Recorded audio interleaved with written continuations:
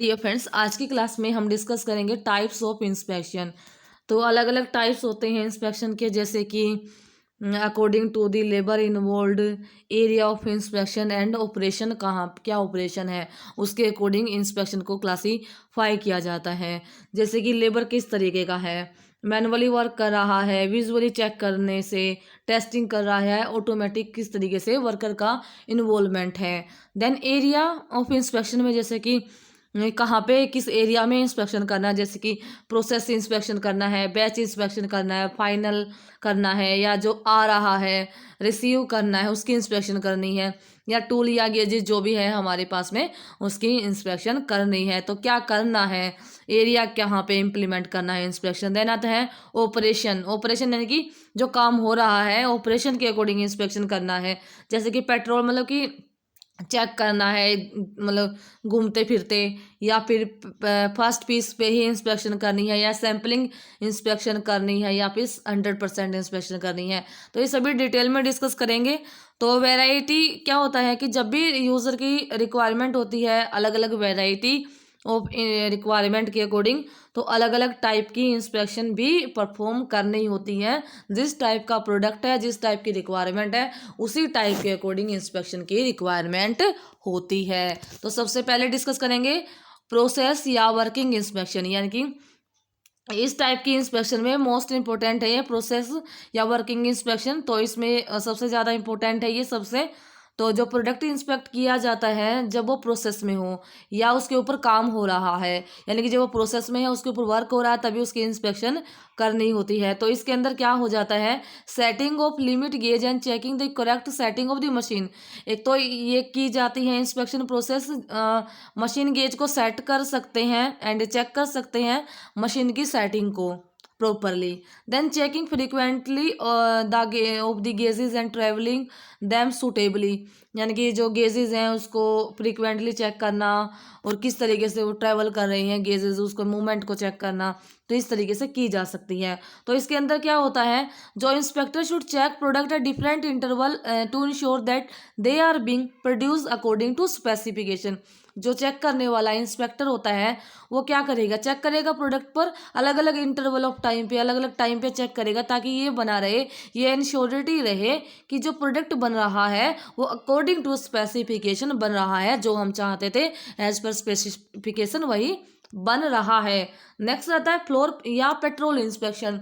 इसके मेथड के अंदर जो क्वालिफाइड इंस्पेक्टर होता है ना, जिसको नॉलेज होती है उस एरिया की, वो keep on patrolling on shop floor constantly, यानी कि यहाँ से वहाँ तक इस तरह घूमता रहेगा शॉप फ्लोर पे, जिसको कि नॉलेज है उस बारे में।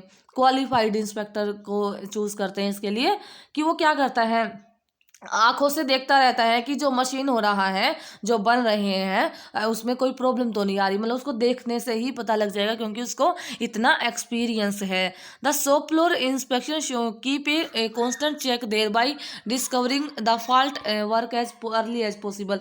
क्या है, जब वो देखता रहेगा तो क्या है, जितना जल्दी जो आउटपुट है या जितना जल्दी फॉल्ट है वो निकल जाए तो उतना सही रहता है। तो ताकि उसमें और प्रोसेसिंग ना हो, टाइम ना लगे, मटेरियल ना लगे, कॉस्ट इंक्रीज ना हो, तो जितना फॉल्ट पहले पता लगेगा वो ही बेटर है, ताकि हम उसको ठीक भी कर पाए। नेक्स्ट क्या है और एडवांटेजेस क्या है इसकी, स्पॉइलेज ऑफ मटेरियल प्रिवेंट होता है, यानी कि मटेरियल का स्पॉइल होना वो भी रुक जाता है। Final product is almost inspected dead already, यानी कि जो अगर मान लो इस जब वो घूमता रहता है, जब लास्ट में जो फाइनल बनेगा तो वो पहले से ही इंस्पेक्शन उसकी हो चुकी है। ठीक है, देन उसको मतलब यानी कि ये होता है कि शुरू से लेके इंस्पेक्शन कर रहे हैं, चेक कर रहे हैं, तो फाइनली जो इंस्पेक्शन है वो भी हो जाती है इससे। देन ट्रांसपोर्टेशन इसमें नहीं होता, इसमें रिड्यूस कम, क्योंकि वो देखने से ही हो रहा है। लेबर कॉस्ट इसकी कम हो जाएगी। Inspection can be help in removing the trouble in doing of work. Inspection करेंगे तो अगर ट्रबल कहीं पे कुछ प्रॉब्लम आई तो वो भी कम हो जाएंगे, रिमूव हो जाएगा। कुछ इसके डिसएडवांटेजेस भी हैं, जैसे कि the time of inspector is wasted in moving from one area to another.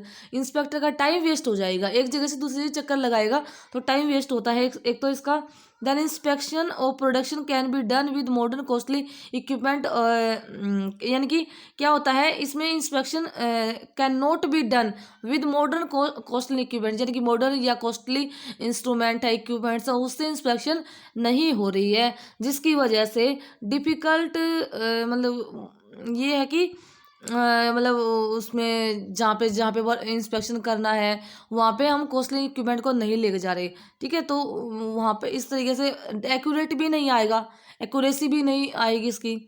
Then it become difficult to track of good और बैड प्रोडक्ट, यानी कि जब इंस्पेक्शन एक्यूरेटली नहीं होगी, अंदाज़ा लगेगा, तो ट्रैक करना सही गलत में ये थोड़ा सा डिफ़िकल्ट हो जाएगा। Due to delay in inspection work for any reason the work may be piled up at the work station, क्या होता है कि किसी भी कारण की वजह से डिले आ गया इंस्पेक्शन करने में, तो जो वर्क स्टेशन होते हैं ना, वहीं पे ही जो इंस्पेक्शन नहीं होगी तो वहीं पे रह जाएगा वो। Highly skilled and quick inspector are required, इसमें स्किल्ड जाना होनी चाहिए और जो क्विक रिजल्ट दे ऐसे इंस्पेक्टर की रिक्वायरमेंट होती है। एक तो इसमें जो नॉर्मल पर्सन है वो इसको इंस्पेक्ट नहीं कर सकता, वो काम नहीं कर पाएगा। Then personal emotion and can influence the inspector and they may favour some worker, क्या होता है पर्सनल जो इमोशन होते हैं ना, कि जो एक तो प्रोडक्शन बना करने वाला और साथ में जो इंस्पेक्शन करने वाला, तो इसमें क्या है मे भी हो सकता है कि अगर कोई किसी का वो बोलते हैं ना थोड़ा भाईचारा, तो अगर वो होगा तो उसमें प्रॉब्लम आ जाएगी, रिजल्ट सही ना आ पाए, क्या पता, क्योंकि वो फेवर कर देगा किसी को। नेक्स्ट आता है सेंट्रलाइज या fixed inspection. In centralise inspection the worker and inspector do not come face to face with each other but the work is brought to fixed place such as inspection room, यानी कि जो worker और inspector एक दूसरे के पास नहीं आएंगे, face to face contact में नहीं आएंगे, लेकिन जिस पे काम हुआ है, जिसको चेक करना है, उसको लेके जाएंगे एक इंस्पेक्शन रूम में या एक फिक्स जगह पे, जहाँ पर इंस्पेक्शन के लिए जो भी मशीनरी इक्विपमेंट्स जो भी रिक्वायर्ड है वहाँ पे वो अवेलेबल होंगे, देन वहाँ पे इंस्पेक्शन होगा उनका। तो this type of inspection is best suited at a place where the precision and costly equipment can not brought to the shop floor, ये वहाँ पे पॉसिबल, वहाँ पे सही रिजल्ट देता है जहाँ पे जो इंस्पेक्शन करने वाले जो इक्विपमेंट्स हैं वो कॉस्ट ज़्यादा होती है, डेलिकेट्स होते हैं, प्रिसाइज होते हैं, तो अगर उनको शॉप फ्लोर जहाँ पे काम हो रहा है अगर वहाँ पे नहीं लेके जा सकते, वहाँ पे पॉसिबल नहीं है लेके जाना, तो इसके लिए एक जगह पे उसको जो प्रोडक्ट बना है उसी को ही टेस्टिंग या जो इक्विपमेंट्स हैं वहाँ पे लेके चले जाएंगे इंस्पेक्शन करने के लिए। तो इसमें क्या है, however time taken in transporting the material to the inspection room can be reduced by locating inspection room or inspector counter parallel to the work flow work through this shop. क्या कहना है कि देखो लेके जाएंगे ट्रांसपोर्टेशन लगेगा हाँ, लेकिन इसको कम कैसे कर सकते हैं, कम ऐसे कर सकते हैं कि जैसे यहाँ पे काम हो रहा है, यहाँ भी प्रोसेस हो रही है, तो उसी के ही पैरेलल पे इंस्पेक्शन रूम लगा दिए। क्या होता है कि जैसे कि ये प्रोसेस एक मशीन पे हुई तो इसी का ही चेक करने का उसी के पैरेलल में अलग रूम पे अलग साइड में ही लगा दिया, ताकि लाने ले जाने में ज़्यादा प्रॉब्लम ना हो। इसकी कुछ एडवांटेजेस हैं। There is no direct contact between worker and inspector as the quality achieve is much better, यानी कि जो पर्सनल इंटरेस्ट है वो कम हो जाएगा, क्योंकि यहाँ पे डायरेक्ट कॉन्टैक्ट नहीं हो रहा है वर्कर और इंस्पेक्टर के बीच में। तो less skilled inspector can be engage, इसमें मशीनों के द्वारा इंस्पेक्शन होगा, तो अगर उसने मशीन जो भी है इक्विपमेंट्स हैं कॉस्टली हैं तो उनके द्वारा इंस्पेक्शन करना है, देख के नहीं करना है। तो अगर मान लो कुछ स्किल है, उसको पता है कि ऐसे सेटिंग करनी है और ऐसे इंस्पेक्शन करना है, ऐसे रीडिंग लेनी है, तो इस तरीके से जो लेस स्किल्ड इंस्पेक्टर है वो भी चेक कर सकता है। नेक्स्ट क्या है, the automation in inspection can be done due to fixed place of inspection, यानी कि ऑटोमेशन इंस्पेक्शन में हो सकती है क्योंकि फिक्स्ड प्लेस यानी कि एक जगह पे इंस्पेक्शन होगा। Then delicate inspection instrument can be used within a close room में डेलिकेट इंस्पेक्शन इक्विपमेंट्स का भी यूज़ कर सकते हैं, क्योंकि वो एक अलग जगह पे होता है और रूम क्लोज होता है, तो इसमें कोई प्रॉब्लम नहीं आएगी।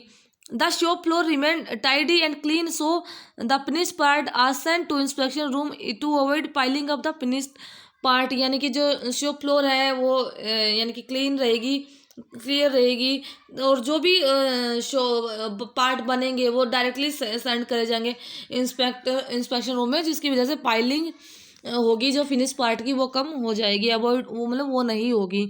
देन कुछ डिसएडवांटेजेस भी हैं इसके, कुछ क्या क्या है। एक तो मटेरियल हैंडलिंग कॉस्ट बढ़ जाएगी क्योंकि लेना ले जाना पड़ जाएगा। Then the defect in the job are detected after the completion of job, hence the critical point where the defect occur repeatedly cannot be amended immediately। क्या कहने का मतलब है, अगर मान लो पार्ट बन गया, पार्ट बनने के बाद वो इंस्पेक्शन रूम में लेके जाएंगे, इंस्पेक्शन रूम में लेके जाएंगे तो वहाँ पे क्या होगा कि प्रोडक्ट बनने के बाद चेक करने करेंगे, अगर कुछ कमी आ गई तो वो हमारे काम की नहीं है, उसको ठीक नहीं कर पाएंगे। लेकिन अगर मान लो पहले ही स्टेज पे, पहले ही प्रोसेस में पता लग गया कि यहाँ पे प्रॉब्लम है तो उसको ठीक कर पाना ईजी है। तो इंस्पेक्शन अगर मान लो पहले ही स्टेज पे हो जाए तो वो ज़्यादा बेटर रहता है एज़ कम्पेयर टू इसमें क्या डिफेक्ट बाद में पता लग जाएंगे तो हम उसको ठीक नहीं कर पाएंगे इतना अच्छे से। नेक्स्ट क्या है, more spoilage of work due to more detection defect in early stage. क्या होता है, ज़्यादा अगर मान लो अगर डिफेक्ट को non detection of defect in early stage, अगर अर्ली स्टेज पे ही डिफेक्ट को हम डिटेक्ट नहीं कर पाए, नहीं पहचान पाए कि क्या डिफेक्ट हुआ है, शुरुआत में ही नहीं पता लगेगा, जिसकी वजह से जो काम है, जो वर्क है वो ज़्यादा स्पॉइल हो जाएगा। Then more wastage of time due to delay in inspection room, may be अगर इंस्पेक्शन रूम में डिले अगर हो गया तो टाइम का वेस्टेज ज़्यादा होगा इसमें। देन क्या है, extra scheduling routing dispatching work is done to include the inspection place.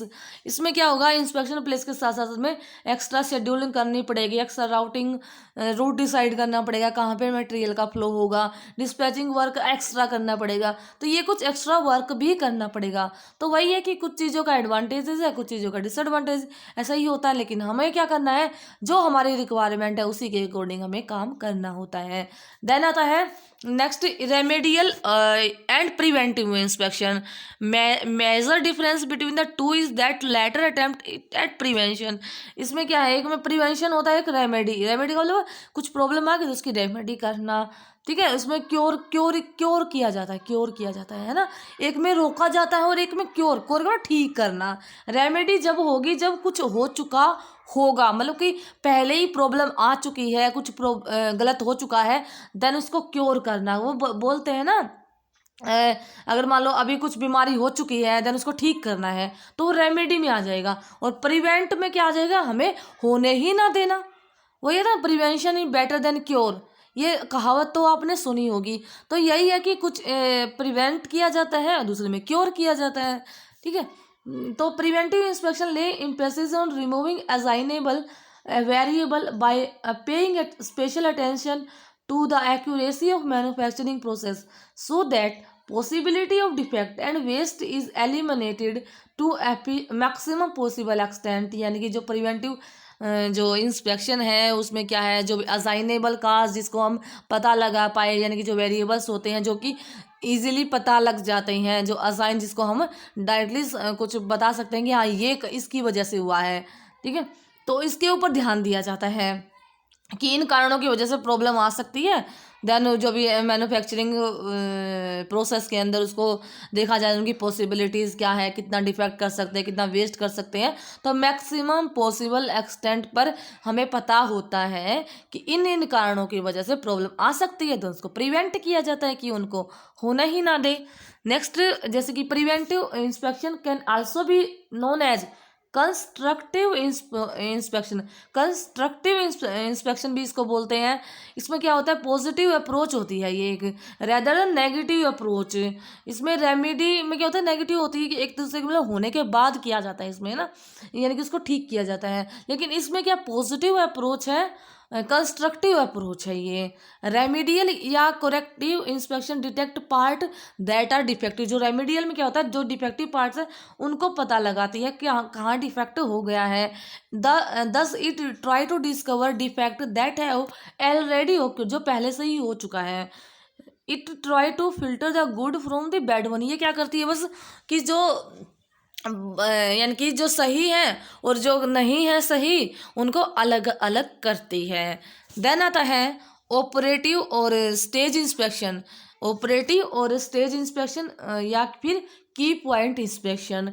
इसमें क्या होता है, the inspection which takes place at each stage और at end of the some functional operation, यानी कि हर एक स्टेज पे हो या फिर कुछ ऑपरेशन अगर हो जाए उसके बाद में हो, यानी कि ऑपरेशन होने के बाद में। This inspection automatically fix the responsibility of a worker और operation which cause the defect.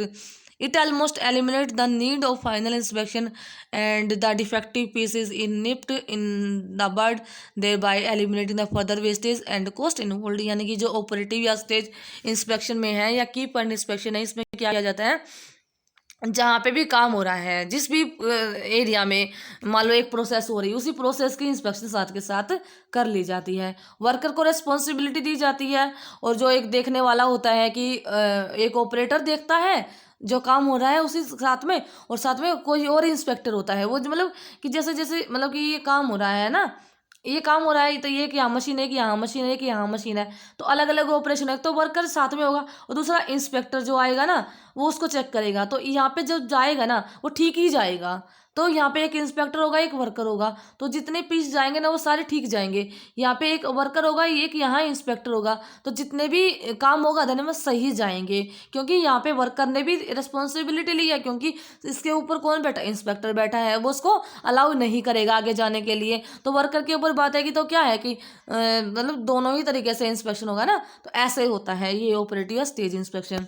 Then आता है इनकमिंग और receiving inspection.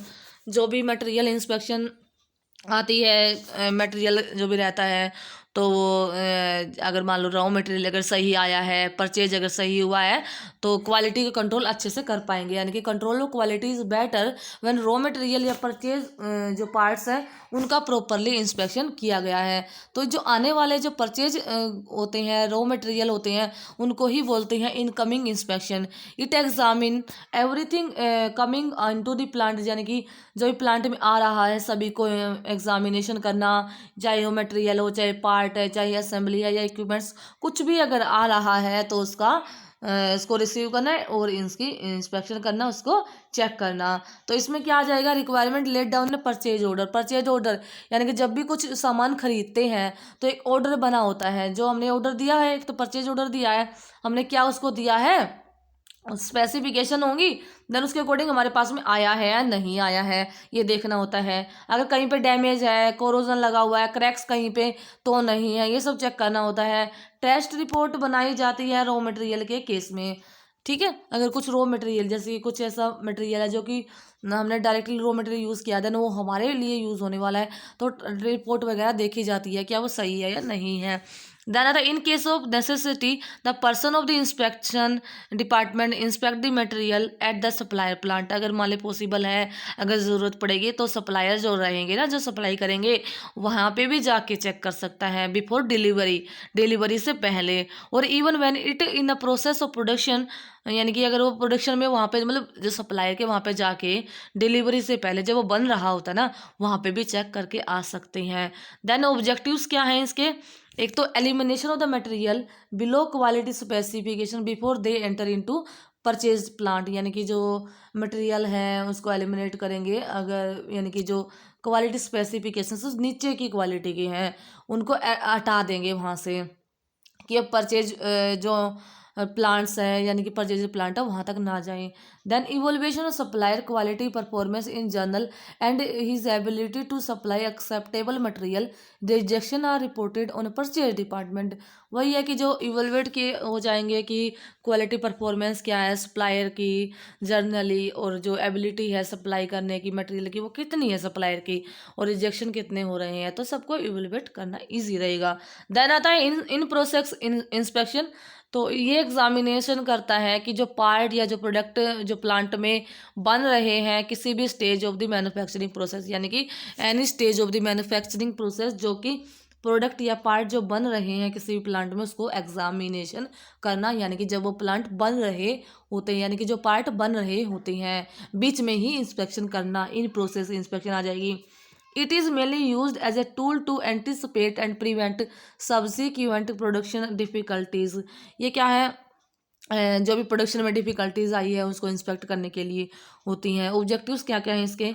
Prevention of unnecessary hard work on assembly floor में अननेसेसरी हार्ड वर्क या इस तरीके का कुछ भी एक्टिविटीज़ होना उसको रोकती है। Prevention of wastage of large amount of material by inspecting mass production operation and the beginning as well as subsequent operation, यानी कि अगर मान लो मास प्रोडक्शन में या इस तरीके से इंस्पेक्शन हो रहा है तो एक साथ अगर इंस्पेक्शन करे तो उसकी बजाय क्या हर एक स्टेज पे यानी कि अकॉर्डिंग टू प्रोसेस इंस्पेक्शन किया जाए तो ज़्यादा वेस्टेज है वो कम हो जाएगी। ठीक है।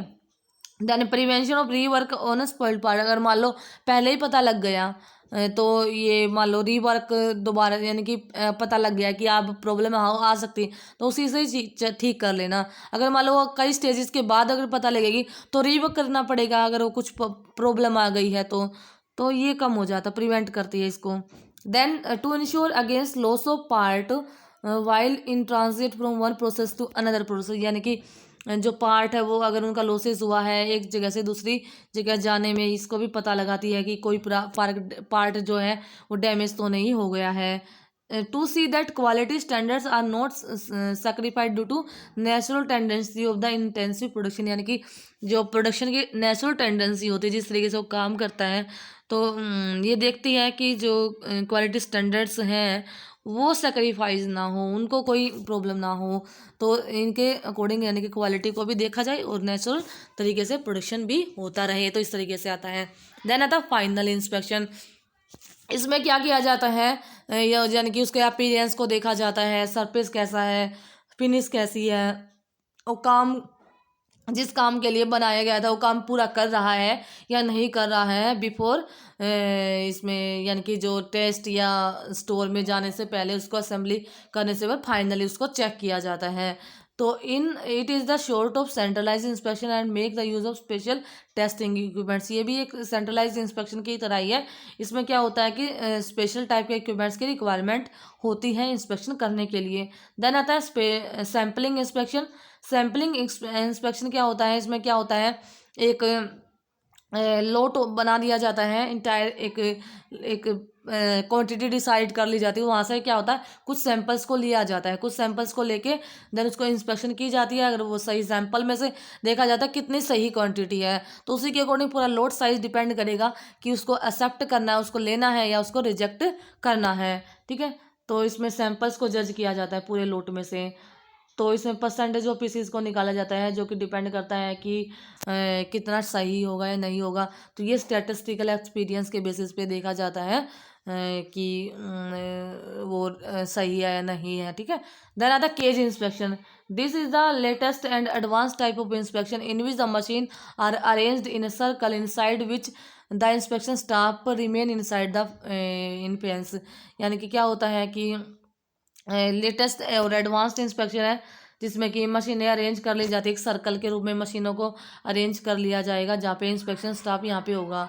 The part after worked one machine is passed to corresponding inspector inside the cage, अंदर हो गए वो, देन एक बार वर्क हो गया एक मशीन पे, देन उसके बाद इंस्पेक्टर के पास चला जाएगा। If the part proper within limit then retain within the case, otherwise it pass back to the rectification or rejection. अगर मान लो वो सही है तो ठीक है, नहीं तो उसको पास किया जाएगा दोबारा से ठीक करने के लिए या फिर उसको रिजेक्ट किया जाएगा। देन आता फर्स्ट पीस इंस्पेक्शन। इस टाइप में क्या होता है, मशीन यूजुअली ऑटोमेटिक या सीएनसी होती है जो कि सेट किए जाते हैं पैरामीटर्स एंड फर्स्ट 4 या 5 पीसेस को इंस्पेक्ट किया जाता है, यानी कि सीएनसी मशीन की सेटिंग कर ली, पहले 4-5 पीस या 1-2 पीस को चेक कर लिया, देन अगर वो डिफेक्टिव है तो पैरामीटर को दोबारा से चेक किया जाएगा, उसको चेंज किया जाएगा, अदरवाइज ये मान लिया जाएगा कि वर्किंग कंडीशन वो सेम रहने वाली है और जो जितना भी बैच होगा या प्रोडक्शन होगा वो सही होगा एज पर दी स्पेसिफिकेशन होगा। तो पहले 4-5 पीस या कुछ पीसेस की इंस्पेक्शन कर ली जाती है जब मशीन को सेट करना होता है। तो कंटिन्यूस उसके बाद वो 1-2 पीस चेक कर लिया, देन उसके बाद कंटिन्यू जो मतलब जो प्रोड्यूस करेगी वो सही प्रोड्यूस कर ली जाएगी करेगी, इतना ही हम मानते हैं। That the pilot piece inspection. इसमें क्या होता है, इस टाइप की इंस्पेक्शन में ऑलमोस्ट सिमिलर है फर्स्ट पीस इसमें, लेकिन डिफरेंस क्या होता है, प्रोडक्ट पास किया जाता है through the series of machine performing entire sequence of operation. मतलब कि क्या होता है, वैसे तो इसमें चेक किया जाता है पहले ही शुरुआत में ही, लेकिन एक सीरीज ऑफ मशीनिंग में जाएगा, अलग अलग मशीनों में जाएगा, यानी कि सीक्वेंस ऑफ ऑपरेशन होने वाले हैं एक पीस पे। इसमें क्या था कि एक मशीन लगा दी, देन उसको चेक कर लिया, देन वो मशीन ही कंप्लीट कर देगी प्रोडक्ट को। लेकिन इसमें क्या है, इससे कंप्लीट हुआ देन दूसरी मशीन के पास जाएगा। ठीक है, तो now each machine and their tools are checked and adjusted and replaced. इसमें हर एक जितनी मशीनों के पास जाएगा, इसमें क्या है, सभी को चेक किया जाता है, सभी के टूल्स को देखा जाता है क्या सही प्रोड्यूस हो रहा है नहीं हो रहा है। ठीक है, तो ये अगर सही प्रोडक्शन स्टार्ट है तो उसके लिए रिक्वायर्ड होता है। देन आता है functional inspection. After the completion of assembly it is checked for functional, यानी कि वो काम कर रहा है या नहीं। अगर इंस्पेक्शन हो गया असेंबली का तो उसको देखा जाता है वर्किंग कंडीशन जो भी है उसके अकॉर्डिंग वो काम कर रहा है या नहीं कर रहा है। एग्जाम्पल के लिए the functional testing of locomotive boiler to ensure design power production, यानी कि लोकोमोटिव बॉयलर जो होता है ना, एक जगह से दूसरी जगह ले जाने वाला बॉयलर्स जो होते हैं जिसमें आग लगती है, उसको देखा जाता है कि वो सही से पावर जनरेट करेगा या फिर नहीं करेगा। नेक्स्ट आता है endurance inspection. This is a time based inspection imposed to test the duration of for which assembly will perform function satisfactorily. यानी कि टाइम बेस्ड इंस्पेक्शन है जिसमें कि टेस्ट को लिया जाता है और ड्यूरेशन देखा जाता है कि जो पूरी असेंबली है वो उसके काम सेटिस्फैक्टरी है या नहीं है, क्योंकि असेंबली का जो फंक्शन है वो सेटिस्फैक्टरी कर रही है या फिर नहीं कर रही है। देन आता है टूल इंस्पेक्शन। टूल इंस्पेक्शन यानी कि जब भी यानी कि addition to the inspection of material the inspection of tool, जैसे कि टूल यूज होने वाले हैं जिग एंड फिक्सचर या गेज जो कि मतलब रिक्वायर्ड होते हैं किसी भी प्रोसेस में, तो अगर उन्हीं को ही इंस्पेक्शन नहीं किया जाएगा तो सही इन्फॉर्मेशन नहीं जाएगी प्रोडक्शन के अंदर, जिसकी वजह से क्या होगा, जो हमारे टूल ही सही नहीं होंगे तो प्रोडक्ट भी सही नहीं बनेगा। तो टूल की भी इंस्पेक्शन की जाती है। इसमें क्या है कि प्रॉपर टूल प्रॉपर प्रोडक्ट के लिए रिक्वायर्ड हो, इसके लिए इस प्रिंसिपल के बेस पे इसकी इंस्पेक्शन की जाती है। यानी कि सीएनसी या ऑटोमेटिक मशीन में ज़्यादा ज़रूरत होती है इसकी। The scrapping of old obsolete and worn out tool should be replaced immediately. अगर मान लो कोई ऐसा स्क्रैप हो गया या पुराना हो गया है या फिर जिसको हम यूज़ नहीं कर सकते या मतलब डैमेज हो चुका, वर्न आउट हो चुका है, ऐसे टूल को चेंज किया जाएगा, रिप्लेस किया जाएगा इमिडिएटली। देन आता है रोल ऑफ दी। ये था डिस्कशन, आई थिंक आपको हेल्पफुल लगा है ना। ये रोल ऑफ द ऑपरेटर ये आगे की क्लास में डिस्कस करेंगे। लेक्चर काफ़ी लंबा हो जाता है, इसलिए आप एक एक टॉपिक के साथ में वीडियोस आपको प्लेलिस्ट में अवेलेबल हो जाएंगी। ये था डिस्कशन। अगर आपको अच्छा लगा है, हेल्पफुल लगा है, तो अपने फ्रेंड्स के साथ शेयर ज़रूर करना। मिलेंगे एक और वीडियो के साथ में, तब तक अपना ख्याल रखना। Have a nice day.